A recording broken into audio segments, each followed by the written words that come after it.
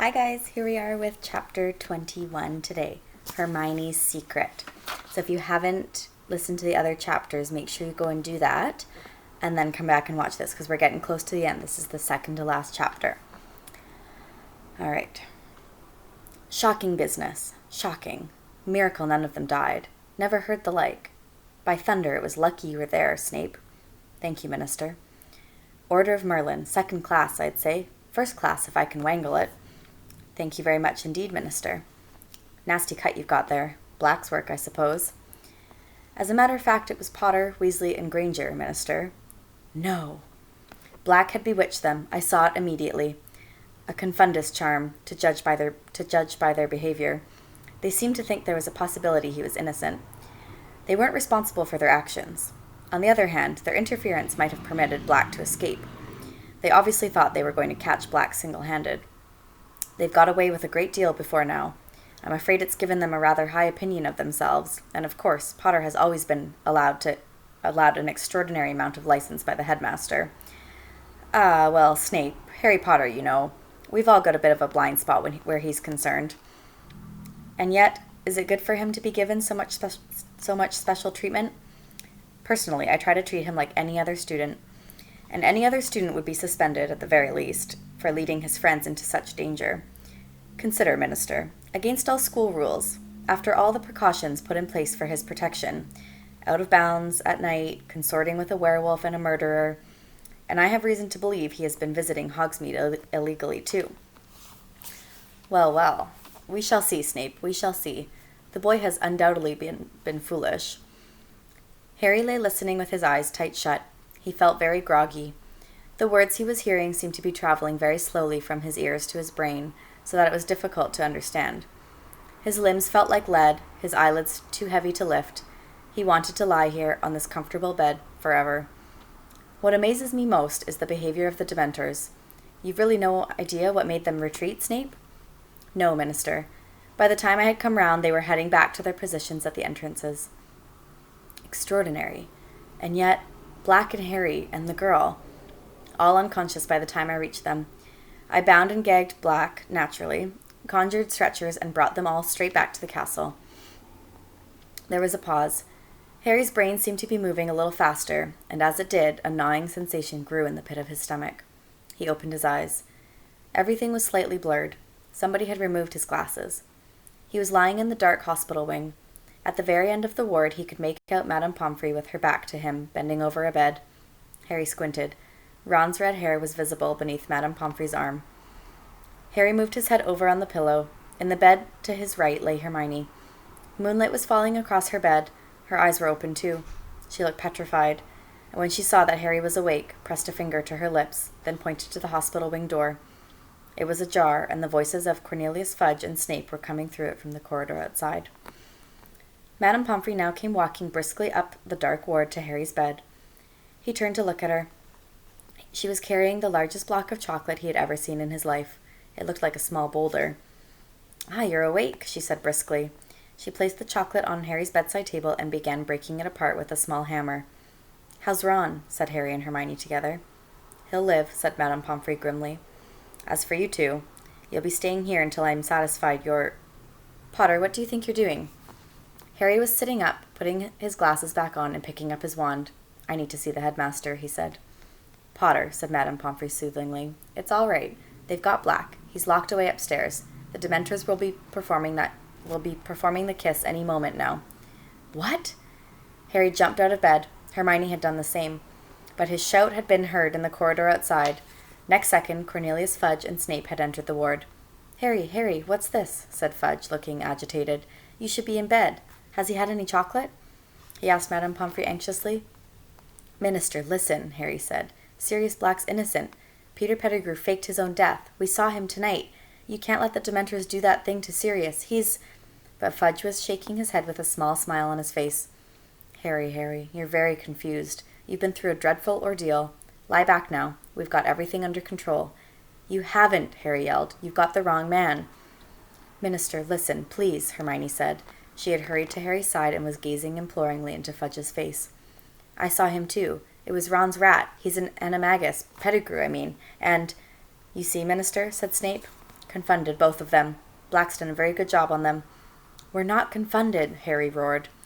Minister, Professor, said Madame Pomfrey angrily, I must insist that you leave.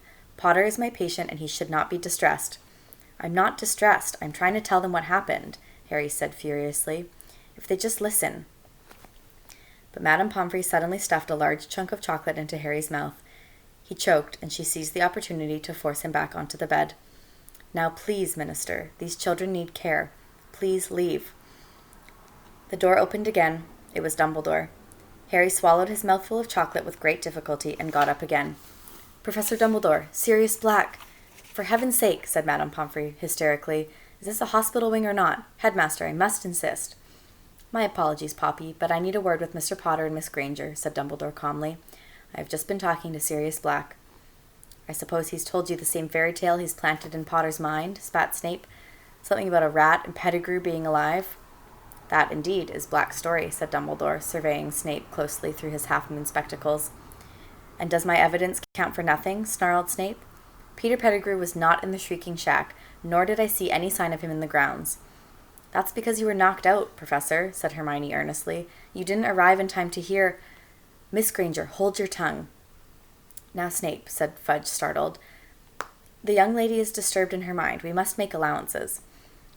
I would like to speak to Harry and Hermione alone, said Dumbledore abruptly.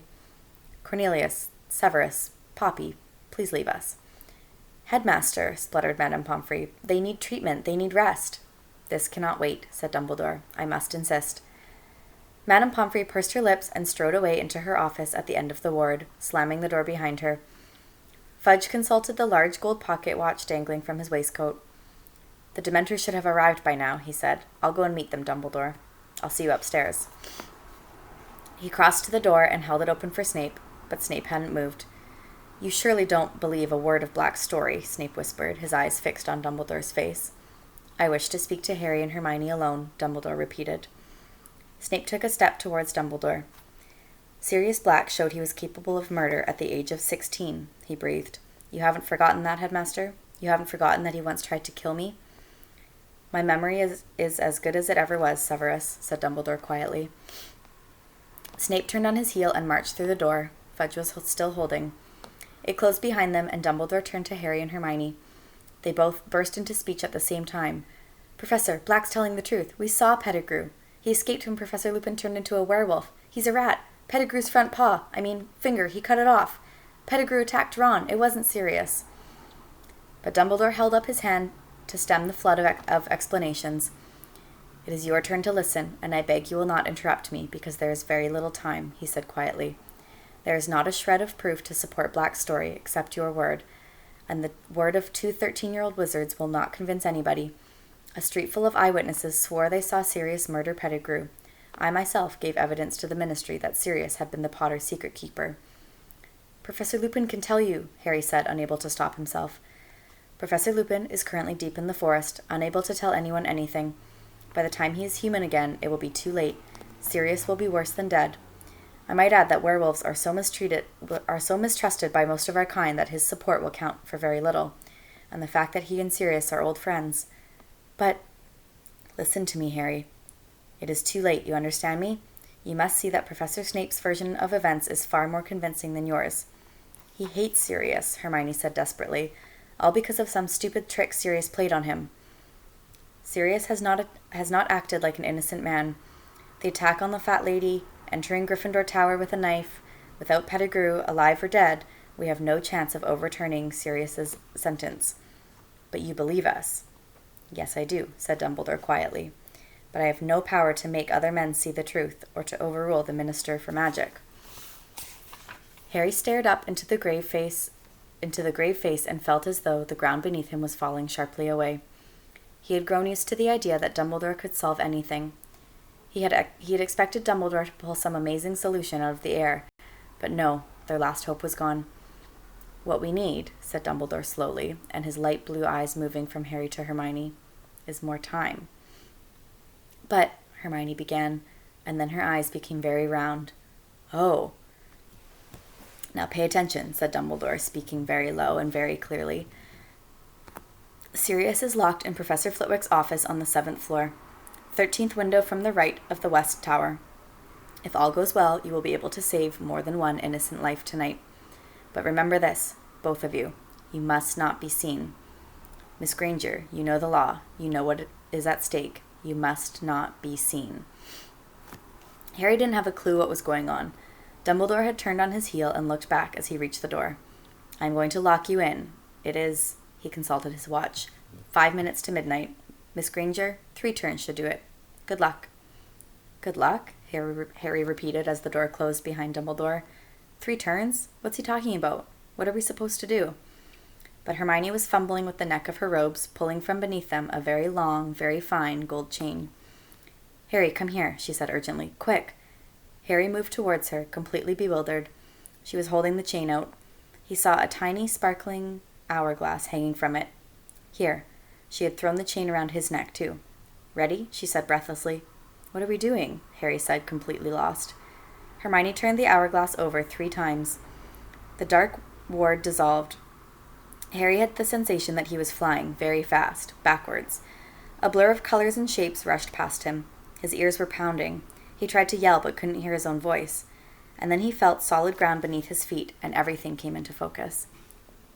He was standing next to Hermione in the deserted entrance hall, and a stream of golden sunlight was falling across the paved floor from the open front doors.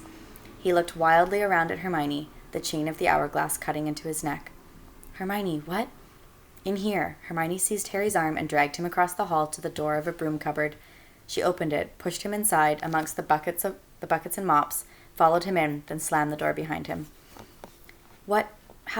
Hermione, what happened?" "We've gone back in time," Hermione whispered, lifting the chain off Harry's neck in the darkness. 3 hours back."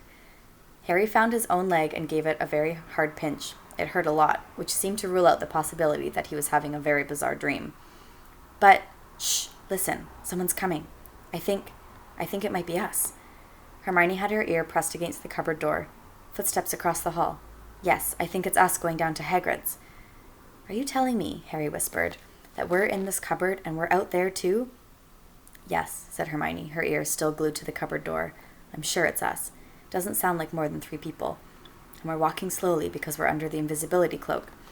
She broke off, still listening intently. "We've gone down the front steps." Hermione sat down on an upturned bucket, looking desperately anxious. Harry wanted a few questions answered. "Where did you get that hourglass thing?" "It's called a time turner," Hermione whispered, "and I got it from Professor McGonagall on our first day back. I've been using it all year to get to all my lessons. Professor McGonagall made me swear I wouldn't tell anyone. She had to write all sorts of letters to the Ministry of Magic so I could have one. She had to tell them I was a model student and that I'd never ever use it for anything except my studies. I've been turning it back so I could do hours over again. That's how I've been doing several lessons at once, see? But, Harry, I don't understand what Dumbledore wants us to do. Why did he tell us to go back 3 hours? How's that going to help Sirius?" Harry stared at her shadowy face. "There must be something that happened around now he wants us to change," he said slowly. "What happened? We were walking down to Hagrid's 3 hours ago." "This is 3 hours ago, and we are walking down to Hagrid's," said Hermione. "We just heard ourselves leaving." Harry frowned. He felt as though he was screwing up his whole brain in concentration. "Dumbledore just said we could save more than one innocent life." And then it hit him. "Hermione, we're going to save Buckbeak." "But how will that help Sirius?" "Dumbledore said. He just told us where the window is. The window of Flitwick's office, where they've got Sirius locked up. We've got to fly Buckbeak up to the window and rescue Sirius. Sirius can escape on Buckbeak. They can escape together." From what Harry could see on Hermione's face, she looked terrified. "If we manage that without being seen, it'll be a miracle." "Well, we've got to try, haven't we?" said Harry. He stood up and pressed his own ear against the door. "Doesn't sound like anyone's there. Come on, let's go." Harry pushed the cupboard door open. The entrance hall was deserted. As quietly and quickly as they could, they darted out of the cupboard and down the stone steps. The shadows were already lengthening, the tops of the trees in the Forbidden Forest gilded once more with gold. "If anyone's looking out of the window," Hermione squeaked, looking up the castle behind them. "We'll run for it," said Harry determinedly. "Straight into the forest, all right? We'll have to hide behind a tree or something and keep a lookout." "Okay, but we'll go round by the greenhouses," said Hermione breathlessly. "We need to keep out of sight of Hagrid's front door, or we'll see us. We must be nearly at Hagrid's by now."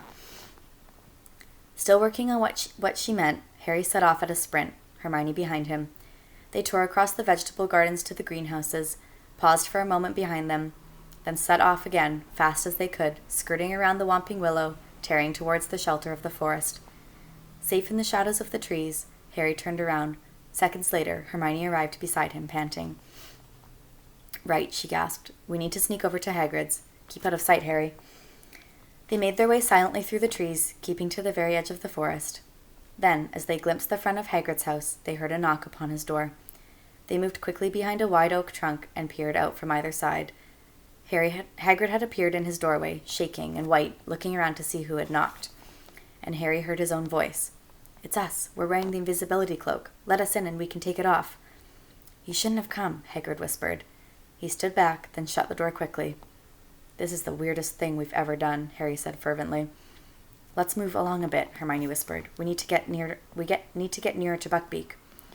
They crept through the trees until they saw the nervous hippogriff tethered to the fence around Hagrid's pumpkin patch. "Now?" Harry whispered. "No," said Hermione. "If we steal him now, those committee people will think Hagrid set him free. We've got to wait until they've seen he's tied outside." "That's going to give us 60 seconds," said Harry. This was starting to seem impossible. At that moment, there was a crash of breaking china from inside Hagrid's cabin. "That's Hagrid breaking the milk jug," Hermione whispered.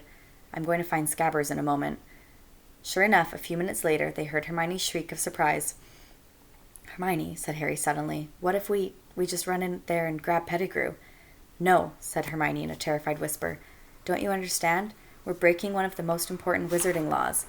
Nobody's supposed to change time. Nobody. You heard Dumbledore. If we're seen, we'd only be seen by ourselves and Hagrid." "Harry, what do you think you'd do if you saw yourself bursting into Hagrid's house?" said Hermione.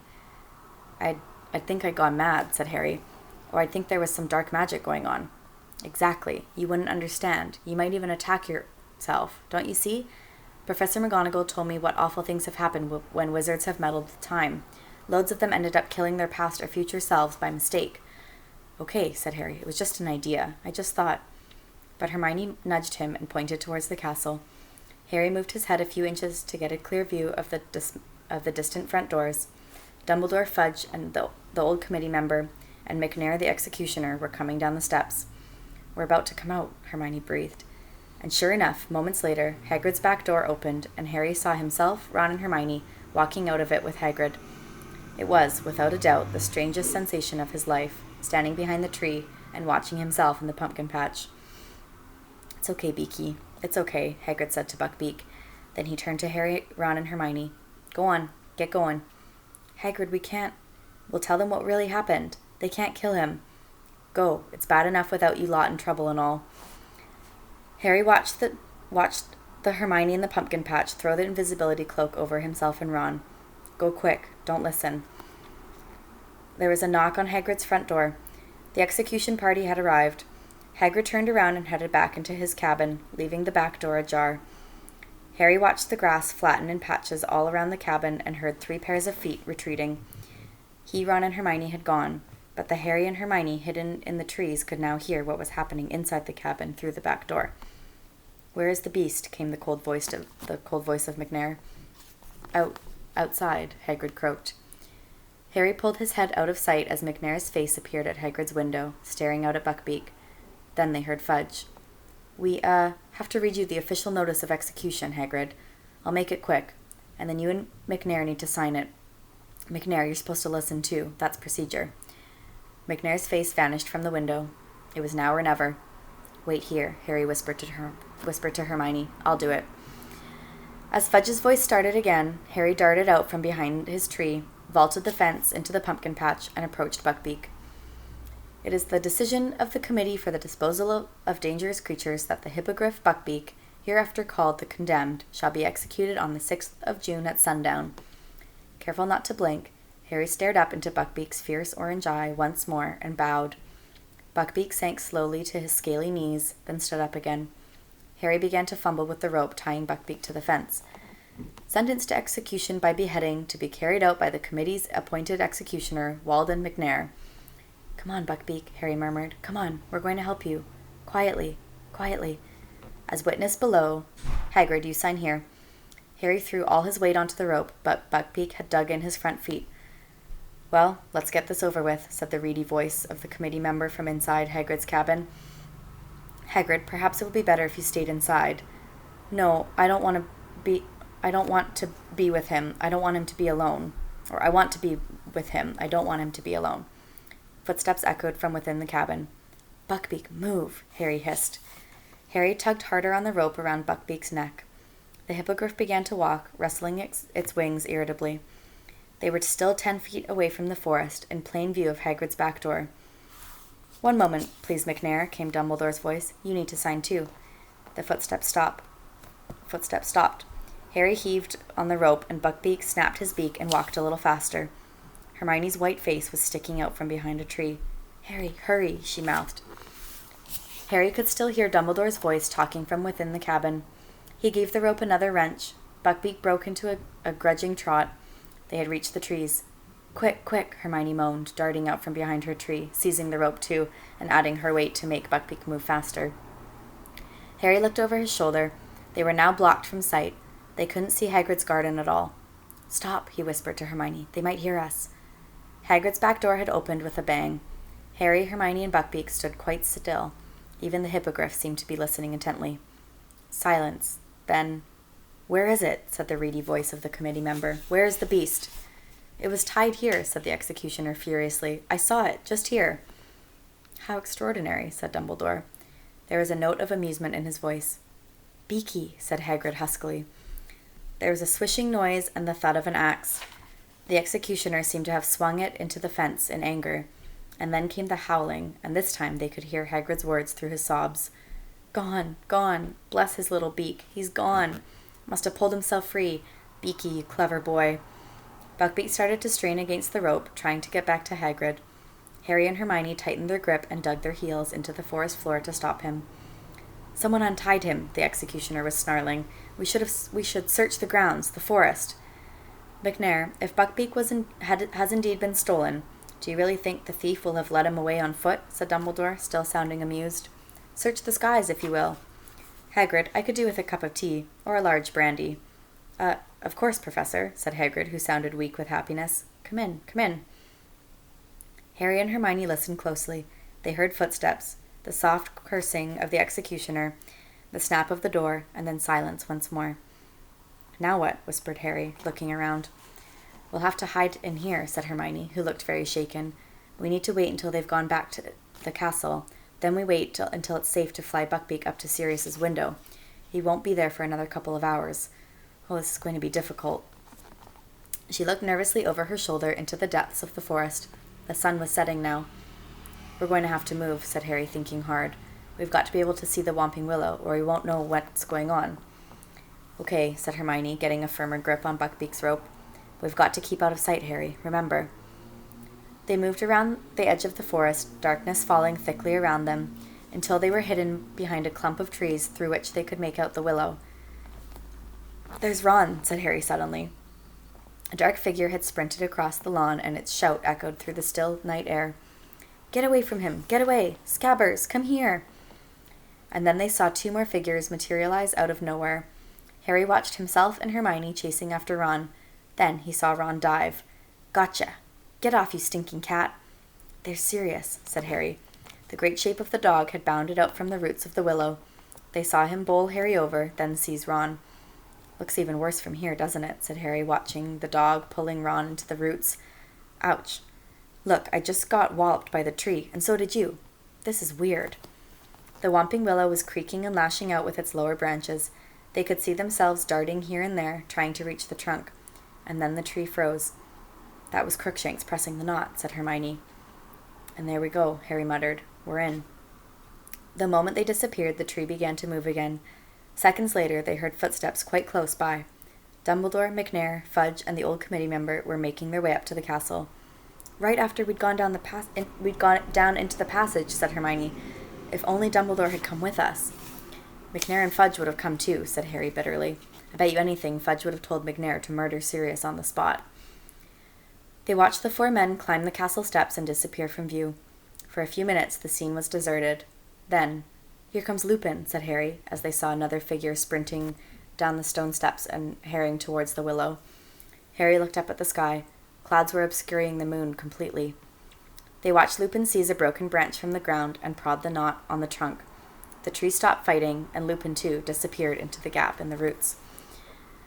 "If you'd only grabbed the cloak," said Harry. "It's just lying there." He turned to Hermione. "If I just dashed out now and grabbed it, Snape would never be able to get it, and... Harry, we mustn't be seen." "How can you stand this?" he asked Hermione fiercely. "Just standing here and watching it happen." He hesitated. "I'm going to grab the cloak." "Harry, no!" Hermione seized the back of Harry's robes not a moment too soon.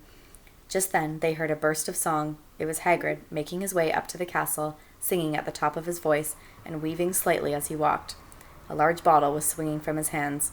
"See," Hermione whispered. "See what would have happened? We've got to keep out of sight." "No, Buckbeak." The hippogriff was making frantic attempts to get to Hagrid again. Harry seized his rope, too, straining to hold Buckbeak back. They watched Hagrid meander tipsily up to the castle. He was gone. Buckbeak stopped fighting to get away. His head drooped sadly. Barely 2 minutes later, the castle doors flew open yet again, and Snape had come charging out of them, running towards the willow. Harry's fists clenched as they watched Snape skid to a halt next to the tree. Looking around, he grabbed the cloak and held it up. "Get your filthy hands off it," Harry snarled under his breath. "Shh." Snape seized the branch Lupin had used to freeze the tree, prodded the knot, and vanished from view as he put on the cloak. "So that's it," said Hermione quietly. "We're all down there, and now we've just got to wait until we come back up again." She took the end of Buckbeak's rope and tied it securely around the nearest tree, then sat down on the dry ground, arms around her knees. "Harry, there's something I don't understand. Why didn't the Dementors get serious? I remember them coming, and then I think I passed out. There were so many of them." Harry sat down too. He explained what he'd seen, how, as the nearest Dementor had lowered its mouth to Harry's, a large silver something had come galloping across the lake and forced the Dementors to retreat. Hermione's mouth was slightly open by the time Harry had finished. "But what was it?" "There's only one thing it could have been to make the Dementors go," said Harry. "A real Patronus, a powerful one." "But who conjured it?" Harry didn't say anything. He was thinking back to the person he'd seen on the other bank of the lake. He knew who